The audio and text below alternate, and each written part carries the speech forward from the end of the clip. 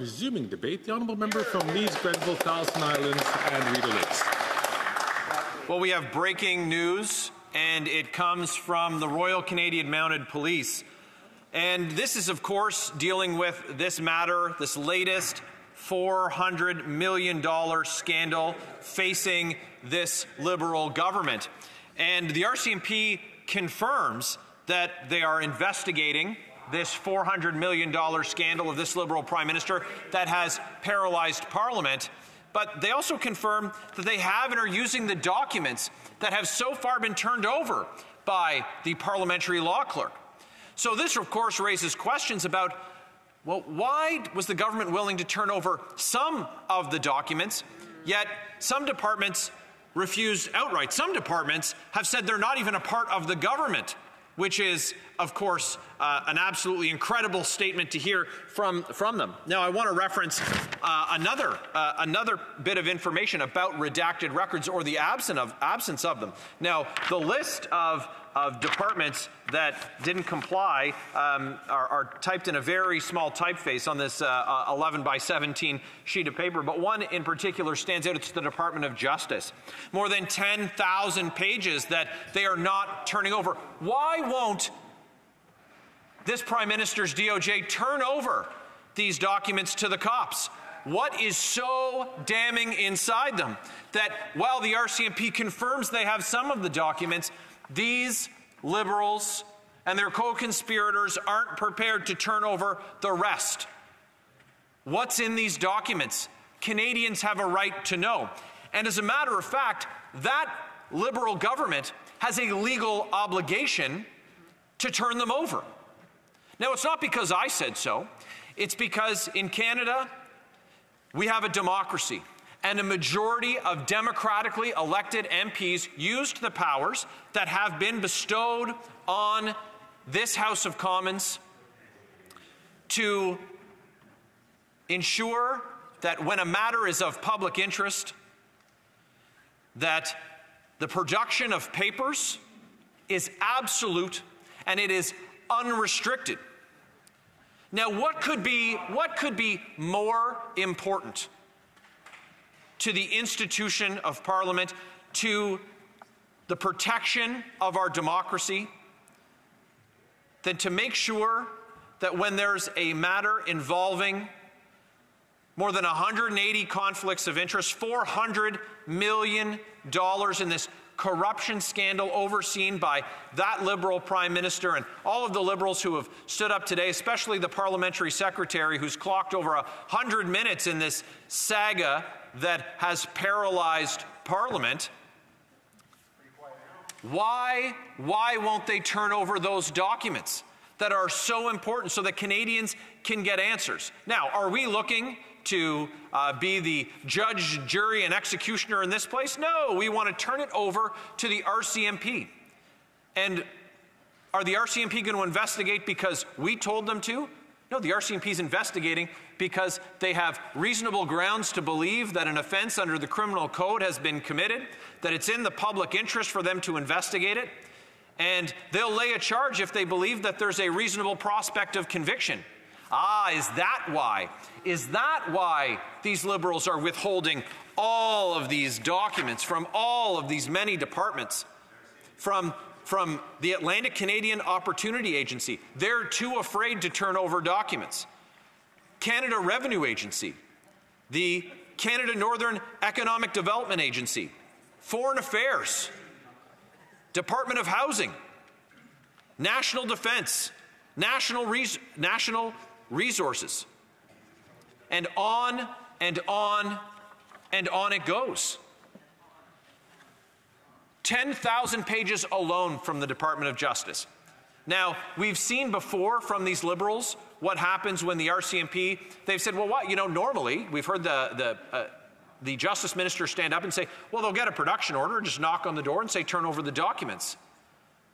But the thing is about this Liberal government and that Liberal Prime Minister, the one who's been found guilty of breaking the law twice himself, along with his Public Safety Minister, found to have broken the law. The Small Business Minister broke the law. So with that as the context, when the RCMP came in and knocked on his door, that Prime Minister's door in a case of a criminal matter, Oh, they said they couldn't turn over the documents because of cabinet confidence.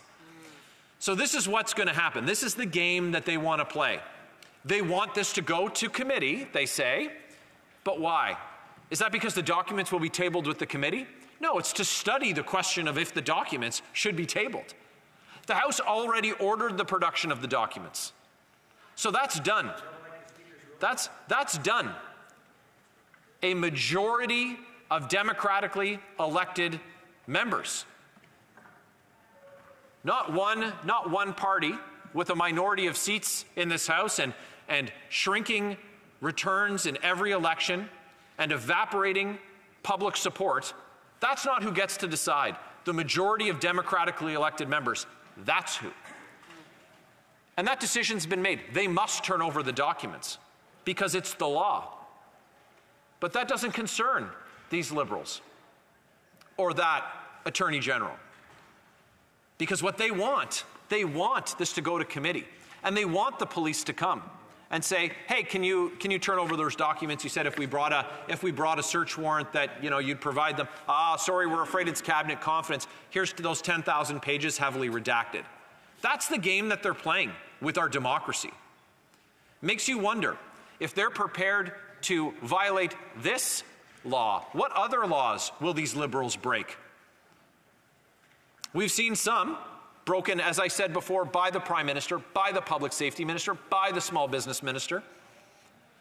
And these Liberals, when they got tired of being found guilty for breaking Canada's Conflict of Interest Act, the laws that are supposed to protect, exactly the kind of thing that led to $400 million in corruption in this latest expense scandal. They got tired of getting caught, so they appointed the Public Safety Minister, who he had been found guilty, of course, of breaking the Conflict of Interest Act and clam scam, awarding lucrative contracts to his family members. Again, Liberal insiders, always their priority. They appointed his sister-in-law to be the ethics commissioner. Well, how convenient would that be? Thanksgiving dinner this weekend. Hey, nice to see you. Could you pass the stuffing? Also, could you look the other way on this latest conflict of interest affecting the Liberals? That's what they're cooking up this Thanksgiving weekend. But the production of these documents was ordered by the House. They, of course, wanted to go to committee to bury it. Now, the amendment and sub-amendment put forward are extremely reasonable. The list of witnesses that we would want to testify to provide fulsome answers to committee is incredibly important. But we would be faced with another problem when we get there. And we will get to a point where the House can vote for this to go to committee. Once we've had the opportunity to have this debate, but then we're going to deal with another issue affecting their government, further paralyzing Parliament.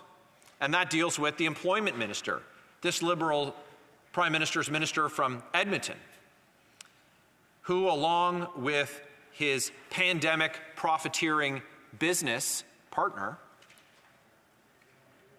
have this unbelievable scandal that has seen a ruling from you, Speaker, about the rights of democratically elected members to get fulsome, honest answers and information from individuals that are sent for by this place. Again, a right of this House to send for people, to send for papers. And in that case, the individual, the business partner of the Liberal minister from Edmonton Centre, refused to provide information on who, quote, other Randy is. Now, we need to know that information because it strikes at the heart of a matter that's incredibly important to Canadians. We learned that the Liberal minister from Edmonton Centre, his business, while he's serving in cabinet, of which he owned a 50% share, was awarded a contract by his own government. Well, that's not okay. But what makes it worse is that the minister said he hadn't been in contact with his business partner for all of 2022 in particular. Why is 2022 important? Because his business partner said the minister hadn't been in touch with him either for that year. Okay, well, we'll take the minister at his word, case closed, right? Unfortunately, you can trust them as far as you can throw them. We demanded the production of papers. Again, one of those rights that we have. And what did we learn? They were texting and they were talking. Why is that a problem? One, because what he said wasn't the truth. What the witness said, his business partner, Mr. Anderson, wasn't the truth. What they told the newspaper wasn't the truth. But it also means that a sitting member of the Liberal cabinet was directing the day-to-day business affairs of his company that was netting Government of Canada contracts worth tens of thousands of dollars. To say nothing of the fact that the service they provided was, as I said, pandemic profiteering. These were like the guys during the pandemic who would go to Costco, buy up all the toilet paper, and then sell it out of their van at the end of the parking lot for an inflated price. But instead of just the people in their community who were the victims, they victimized people across Canada getting contracts from all kinds of governments with the name of a sitting cabinet minister as the co-owner of this business. So that's what they've been doing. That's the matter that this House is, the matters this House is seized with, paralyzed by, and it all has to do with conflicts of interest and refusing to follow the law, orders of Parliament. So if Canadians have to follow the law, why don't these Liberals? Good question. Why don't these Liberals? And I do get asked often by Canadians. They want to know why it is the RCMP won't finally investigate. And here we have a letter from the Commissioner of the RCMP dated October the 9th. And it reads in part that I wish to inform you that the Royal Canadian Mounted Police investigation into SDTC is ongoing. Now, SDTC, Sustainable Development Technologies Canada, which operated under governments of different stripes up until 2017 with a clean bill of health from Canada's Auditor General. So Stephen Harper absolutely oversaw this fund. You know, you hear the Liberals say Conservatives don't want to take any action on environment. Here we are with this clean tech business with $1 billion of Canadian tax money, looking to help startups and innovators in the clean tech space. We think it's incredibly important that we solve issues facing our environment, facing our climate with technology, not a tax on everything that we know that in my province of Ontario is going to cost families $1,400 more than they get back in the fake phony rebates that these Liberals talk up. So we have this fund, SDTC, Clean Bill of Health by the Auditor General up to 2017. But it's after that when the trouble sets in. This Liberal Prime Minister appoints his choice, a Liberal chair of the fund. Well, guess what happened? The Liberal Prime Minister found guilty of breaking ethics laws twice. What do you think happened when he put his hand-picked selection in his chair? Well, here come the conflicts of interest, 186 of them. And $400 million that we know about. This is really important because the Auditor General didn't look into 100% of the deals done and the votes cast at the billion-dollar slush fund. But of the cases they looked into, the Auditor General and her army of auditors found that there were conflicts in 80% of them. 80%. There's no other organization in the world that when they find out that one of their subsidiaries is rife with corruption and alleged criminality, that they say, well, we're not going to turn over the documents to the RCMP. We're not going to call the cops. We're going to call a committee. There's no other organization that would do that unless they've got something to hide. What do they have to hide? Well, I think we know. It's all the things they don't want the Royal Canadian Mounted Police to see. They're worried that the King's Cowboys are going to ride in and find all kinds of dirty deals with Liberal insiders getting rich while Canadians were lined up at food banks in record numbers. It's StatsCan. StatsCan this week said that income inequality in this country has reached a point never seen before since they started measuring it in the history of our country. It's StatsCan who said that 1 in 4 Canadians don't know where their next meals are going to come from. And I think that that's really important because the unemployment rate in this country isn't 25% or 1 in 4.